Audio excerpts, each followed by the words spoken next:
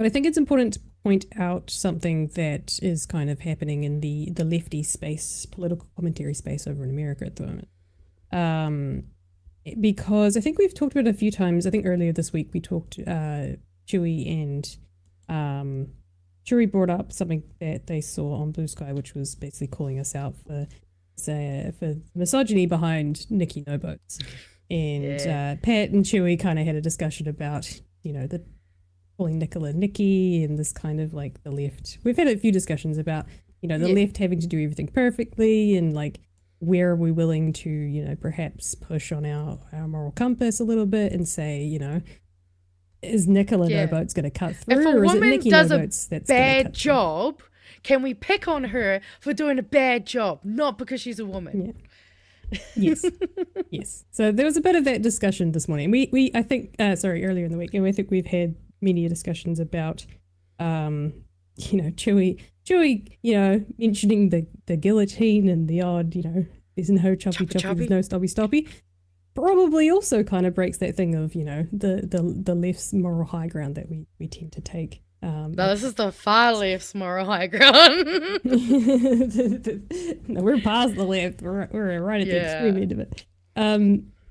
But I thought this kind of goes into this discussion as well. So earlier this week, Taylor Lorenz, who's an ex, I don't know who she was on Twitter, kind of got famous. I'm not sure which entity that she was, media company that she was under, but she got famous because she called out Elon Musk on his platform, Twitter, now X, and basically he kicked her off for doing her job, which is being a journalist. Under the Wired, which is another media publication, under the Wired umbrella, she put out a post earlier this week, end of last week, that said, titled, "A dark money group is secretly funding high-profile Democratic influencers. An initiative aimed at boosting Democrats online offers influencers up to $8,000 a month to push the party line. All they have to do is keep it secret and agree to restrictions on their content."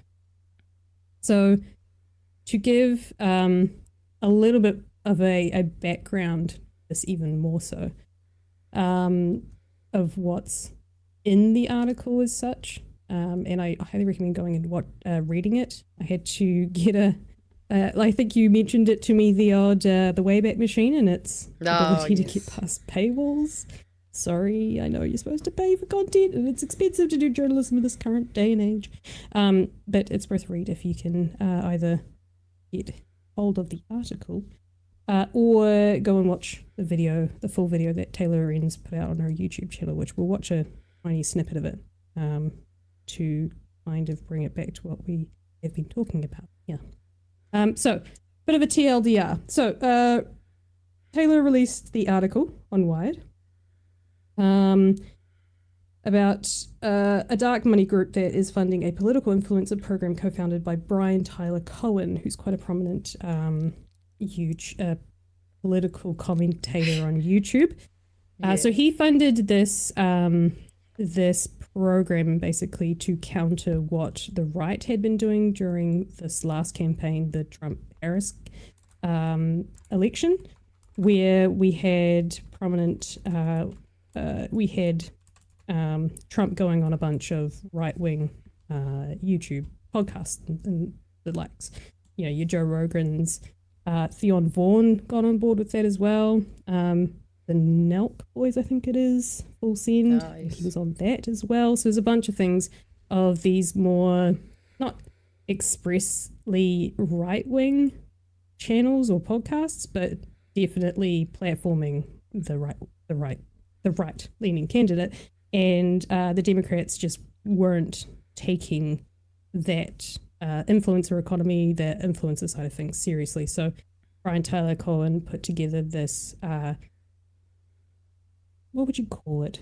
This incubator, basically, for bringing up left-leaning political commentators, left-leaning creators in the space to get the word out there about the left side of politics and like left policies. So Chorus was born. It was a program that to build a network of left-leaning political influencers, and with that, financially support them as well. So about $8,000 a month. And it came with the likes of workshops, some of them run by Brian Tyler Cohen himself, access to lawmakers and Democrats. But the contracts, so in this article that Taylor's put together, the contracts were sort of the things that were highlighted.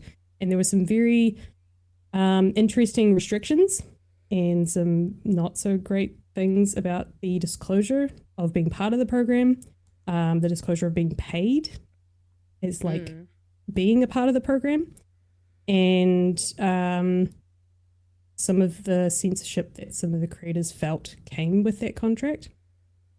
And the second part to the article is, where is that money coming from?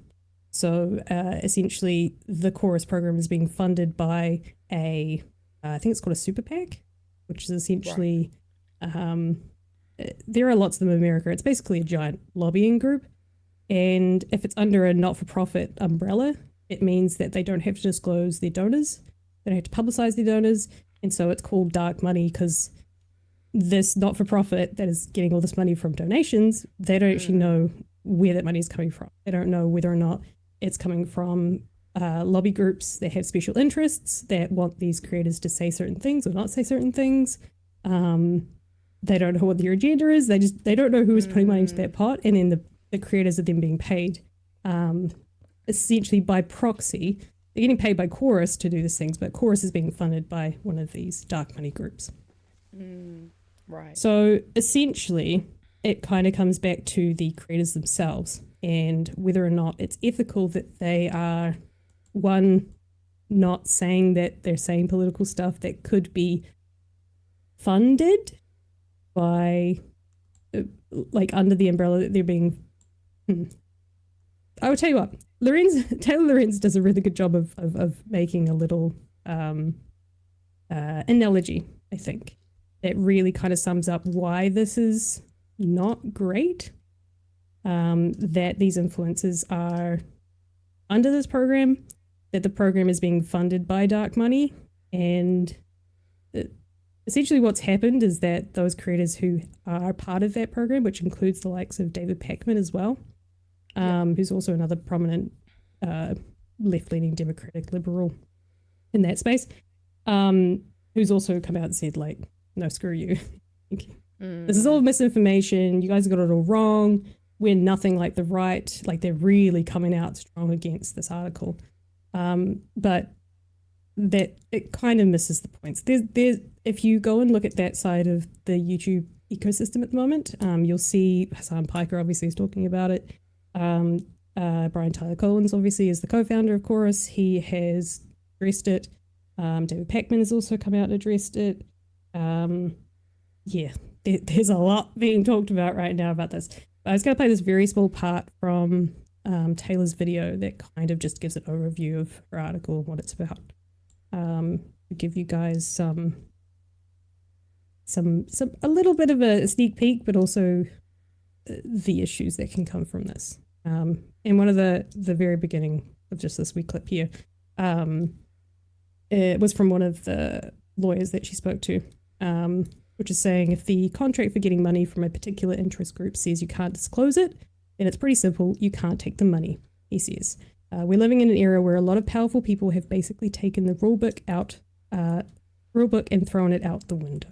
And this wee bit here for you guys. Money. We're living in an era where a lot of powerful people have basically taken the rule book and thrown it out the window. And this is the part that really shook me too. As an independent journalist and content creator myself, I think that trust is so absolutely important. With big public media companies, we know where their money is coming from.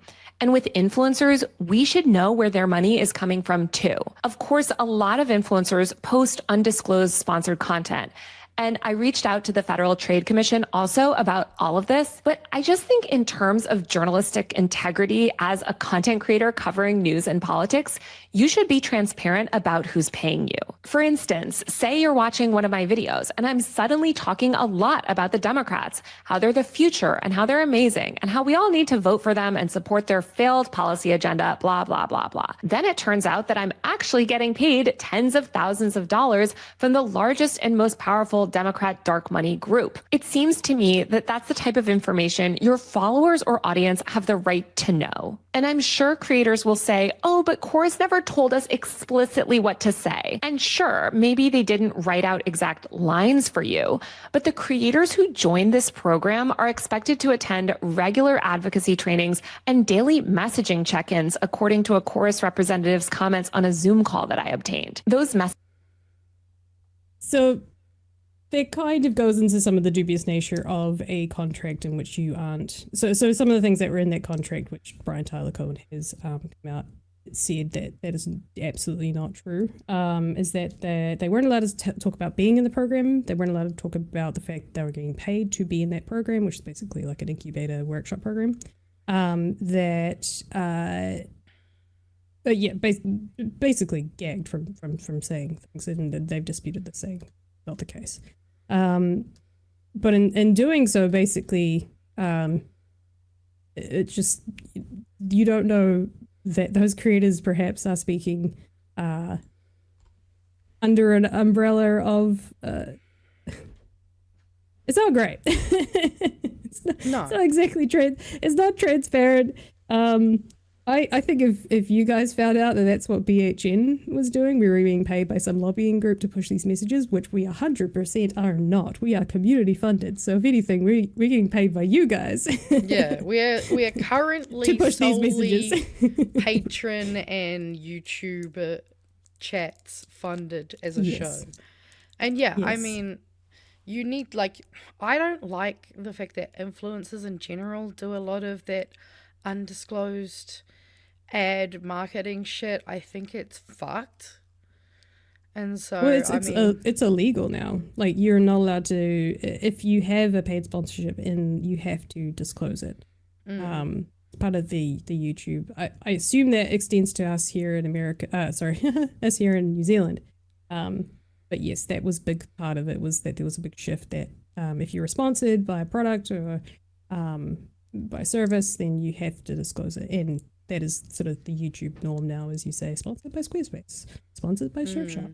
You can't really get away with it. But this is kind of one of those weird, awkward, murky middle grounds of you technically don't have to disclose it. It's in the contract, you're not allowed to disclose it, but that's not great for transparency. As Taylor pointed out, what if you just started talking about these democratic talking points, pushing these policies? It would be nice to know that you're pushing these policies and you were also being funded by the Democrats. Oh, absolutely. Yeah. Yeah. I mean, it's just makes sense. Yeah. So something I just thought I would point out to you guys is if you're on that side of political politics on YouTube, Sphere, and you want to go and find out a bit more about it, I highly recommend watching Taylor's video, Secret Democrat Influencer Funding Programs Revealed, is the video that she put out in the White article, to learn more about it, and the dark money side of things as well. The fact that no one knows where Chorus is getting its... Well, they know who's funding Chorus, which is the 1638 fund, I believe it's called. But because that's under a certain umbrella that the US system... the 1630 fund, it's under the US system, which doesn't require them to disclose their donors. That fund is being bolstered by who knows. So... Yeah. I mean, I can't say I'm surprised, considering the left in America isn't even a left, really. Like, it's leftish. Yeah. Well, it's made up of quite center to actually closer that way, and then you're like Hassan Pikers or who sit all the way over. Yeah. And don't really but they don't have any far left representation. The Democrats, I mean, maybe AOC, but yeah, but not enough of them. Yeah. So I thought I'd put that to you guys, see what you think about it. Yeah, I mean, but I can't say I'm surprised, but also at the same time, I feel like is now the time for her to start causing, basically potential infighting on the Democratic side. Like, I don't know,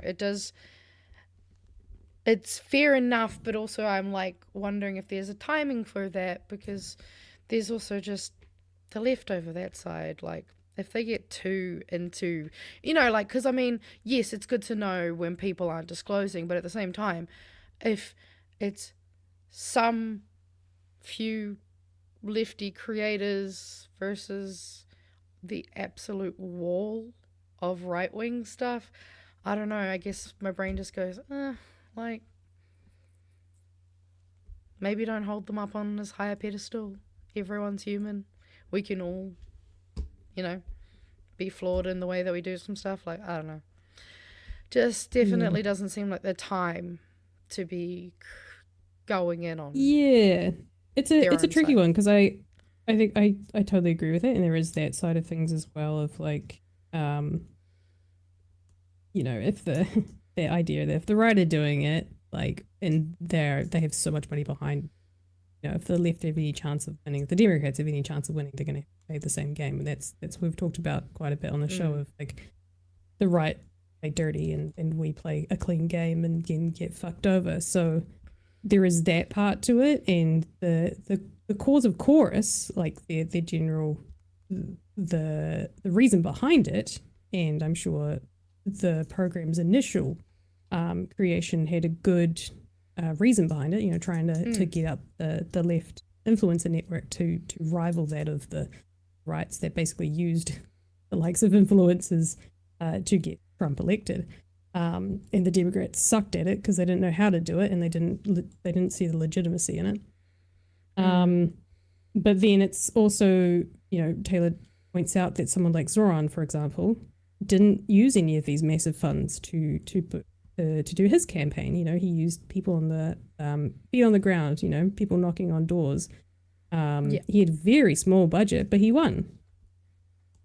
He won his race against other Democrats who had a lot of money behind them. So you don't need to necessarily take that route and take dark money, but I can also see that that's enticing. Like, we're the same. Pat often puts out there, if there's any like super progressive lefty billionaires that want to help fund us so we could keep, pushing the message and helping other creators that are in our space, like, we'd love to. But, are there particular brands or billionaires that we wouldn't take money from, Oh, for sure. Like, we're not going to take a BetterHelp ad. Like, yeah. So it's an interesting one. It's about being critical, absolutely. But I guess I'm also just like, man, the left is so fucked over there. Like, do they need that fight? But also, it's good. I don't know. It's good and bad. So is everything. So we'll see what happens with this. I'm quite interested to keep watching and see if any. Oh, apparently James Cameron's a big Greens donor. Maybe we should head him up. At least it's transparent, though. At least we know that. But I'll be surprised. He can support us if he wants to. From what I've seen. Maybe we'll send it. Should we just send an email to him and see if he'll do it? I'm sure. I think Pat's got contacts. I'm sure he's definitely gone. All right. Well, we're going to tell Pat to ask James Cameron, because why fucking not?